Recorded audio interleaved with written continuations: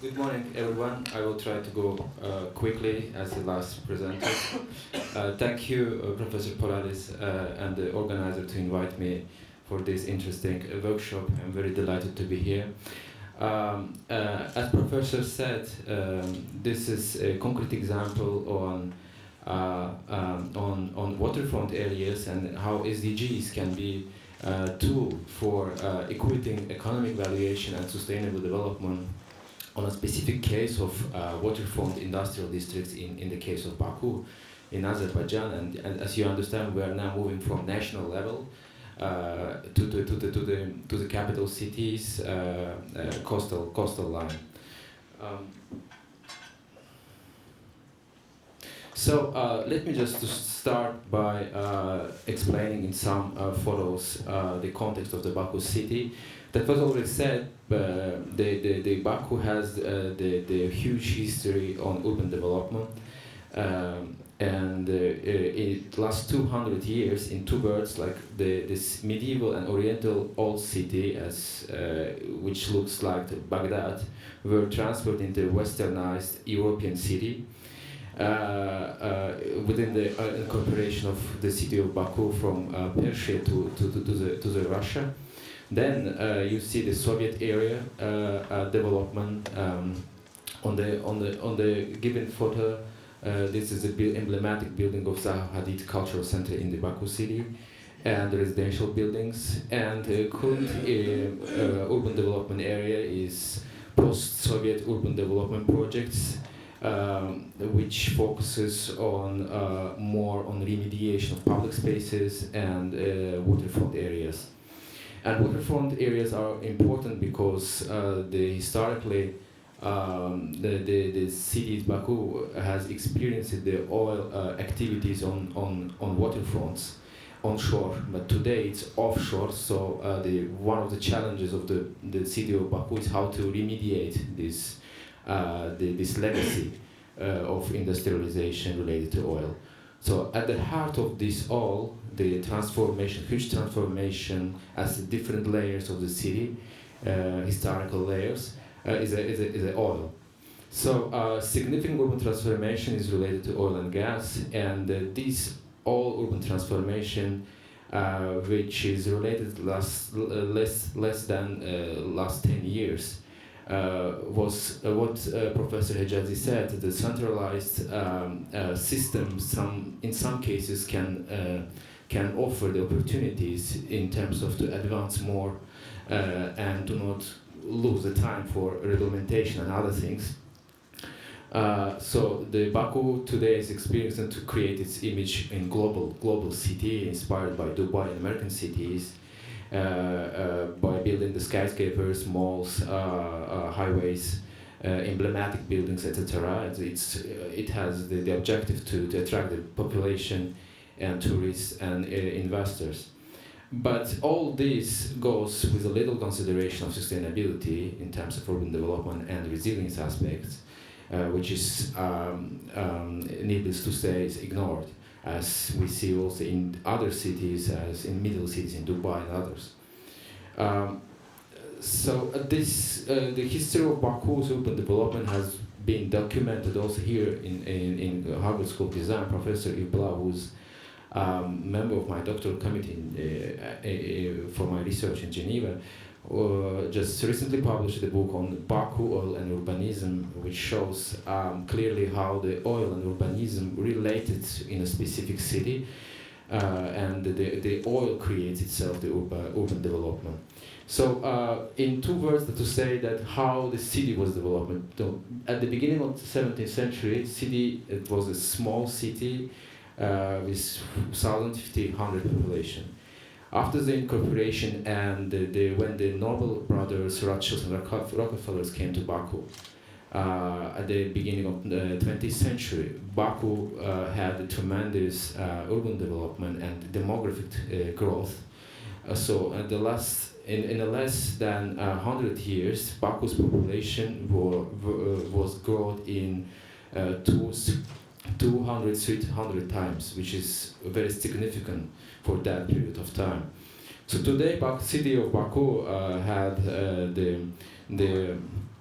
the 2.5 million population officially, and non-officially is 3.5. Okay, 5 minutes. Okay, so while remediate the waterfront coastal areas, one of the challenges is also to take into account the resilience aspects, climate change, environmental change, and it's to say that we know all that it's also mentioned in new urban agenda of UN that this is a significant issue. What is related to coastal areas with the challenge of sea level rise, which affects the urban areas, which can displace a million of people.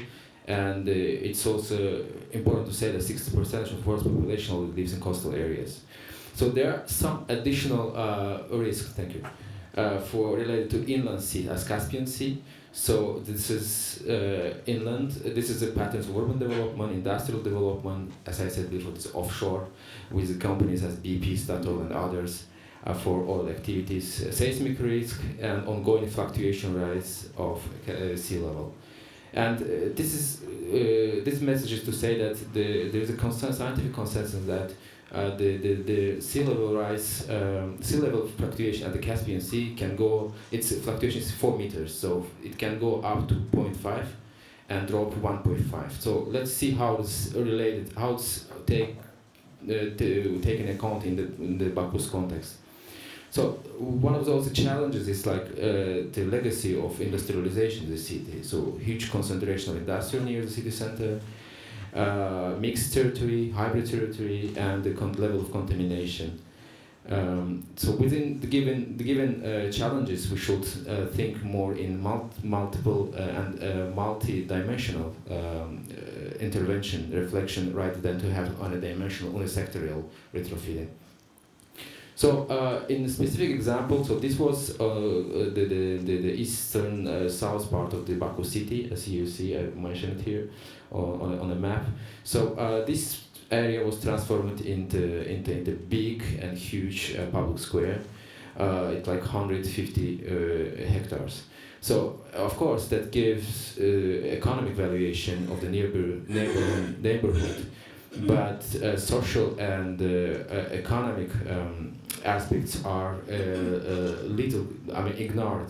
So the population, this place is not really integrated to the city, and population can't go and use efficiently this place, only when you have the events. As you see, the Crystal Hall is the place for events from different type. So there is no public transportation which goes there, and if once you are there on the top, on the corner, you shall go back. It's like 3-4 kilometers, so you don't use enough efficient this place.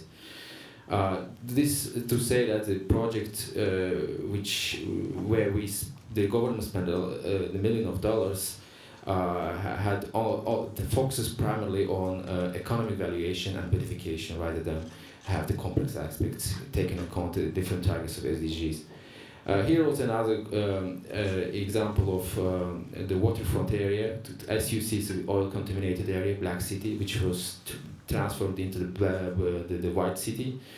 Again, focuses on beautification and economic valuation rather than having the multi-sectorial urban remediation project and depollution. And this is also to say that this whole project was realized in 5 years. So this the centralized system can afford the opportunities. Here another example, like you see that this is like the greening the space which was industrial for the less than 2 years. So the question is that we are asking how is it efficient to do that, which to the area which is highly polluted, and that's why we smell maybe the oil at the coastline of the Caspian Sea. This is another project, and the economic valuation, of course. But what about this resilience and sustainability aspect? So here, let's see, the resilience aspect was changed. So 100 years ago, if it was seen only to concretize the area, as we see in LA River in project, which was concretized to manage the water resource, protect against floods, and make the passage easier. Today it's changed. You see that it's much more multi-dimensional, which includes several steps to do that. And model one is to show that there are cities in the world, such as San Francisco, is moving ahead in terms of improving its resilience and taking account the fluctuation of the sea. But they learn from the negative examples, building the city on the landfills, which was not resilient. So now they are improving and having the management plan for disaster risk reduction program. Here are different methods, but they are all again based on engineer and not includes the nature-based solutions. Just 1 minute. So here's 3 examples to show that emblematic buildings and Baku's boulevard coastal line, how they are resilient to sea level fluctuation. The first example shows that if we take into account 2.5 meters, which is known that the sea level can rise up. So the area in the first example, second example, and third example will be under the water. So they are this is a newly developed area of 100 meters of like boulevard. But this is linear. So we saw yesterday's example that how in New York they did a project to adapt to the resilience, making hills.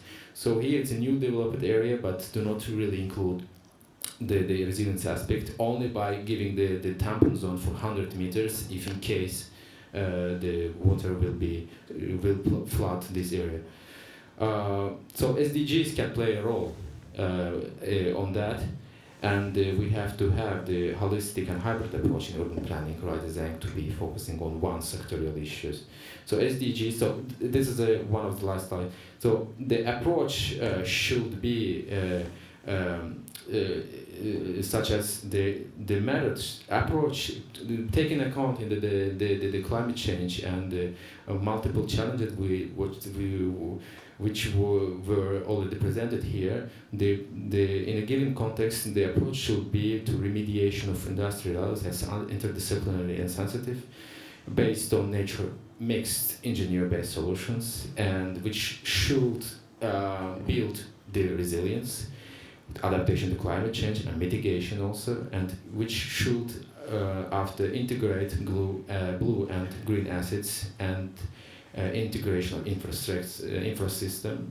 And we should also think about strategic acts. So strategic acts of all these in a long term should be creation of values, so economic, urban, social, environmental, ecosystemic, and also restored social bonds.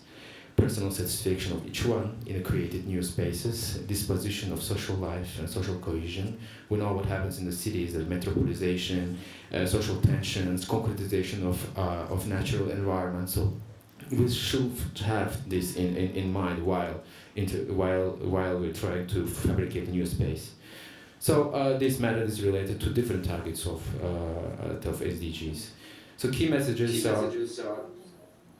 are that SDGs as a tool should be reflected in elaborated methods, which should be multi-method strategy, and then SDG can help and should help in disaster risk reduction sustainability strategies, and the vulnerable places should be remediated in a sustainable way and resilient manner to create new values, trade-offs, co-benefits. And the science, business, and policy interface is needed to make. So we should see what the scientists say, and then we try to implement it in practice. And this is all. Thank you very much for your attention. Thank you, Tural. Yes. Maybe to wrap up this presentation and leave the floor to you, Spiro.